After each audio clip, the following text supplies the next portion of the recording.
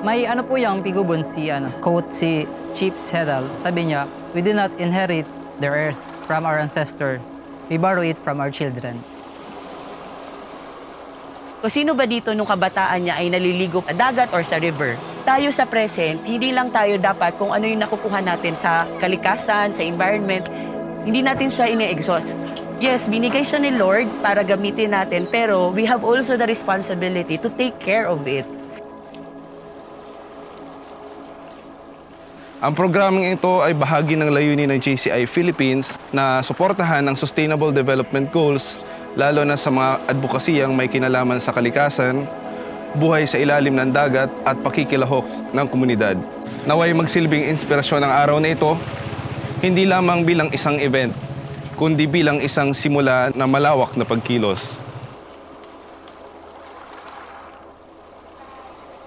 Kaya paabot mi po ang pagpadyos mabalo sa GCI Catanduanes na sana po bako ko ini ang inot asin hori pong pagkakataon na mag-ilibahan po kita, magtayabangan po kita para po sa programa pong ini.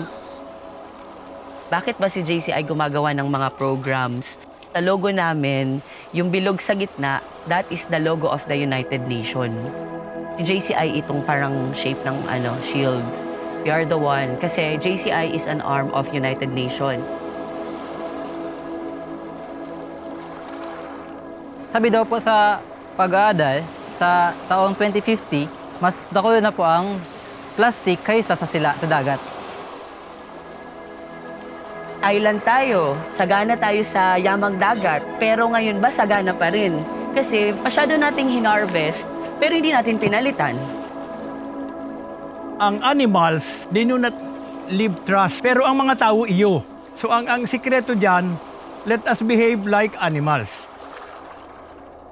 So dapat, iniisip din natin na sana yung pagtalon ko, pagligo ko dyan sa dagat na maraming corals, na fresh yung water, sana yung apo ko or yung apo ko sa tuhod ay ma-experience din yun. Let this be a new beginning for us. Sana ma-remind kita sa pagagibutang ini na ang profound connection nita ni mga tao sa dagat, kuda ang mga creatures dyan. Iyo.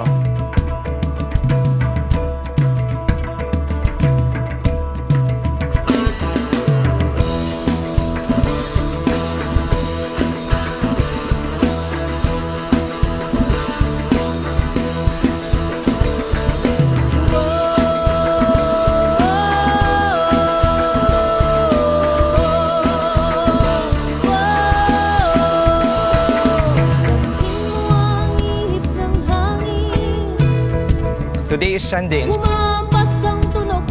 family day, but we chose na nandito ngayon. Maglakad sa mga buhangin. But every day, every single moment, Nakikinig sa huni ng ibon. meron kang choice to actually to contribute.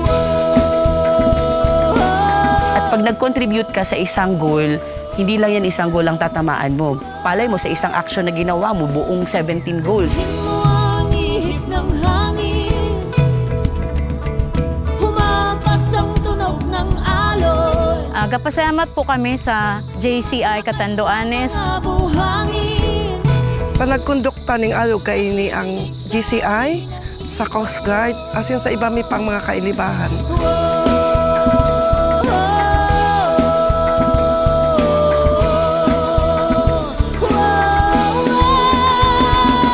Halina't sumabay sa kumpay ng pawikan.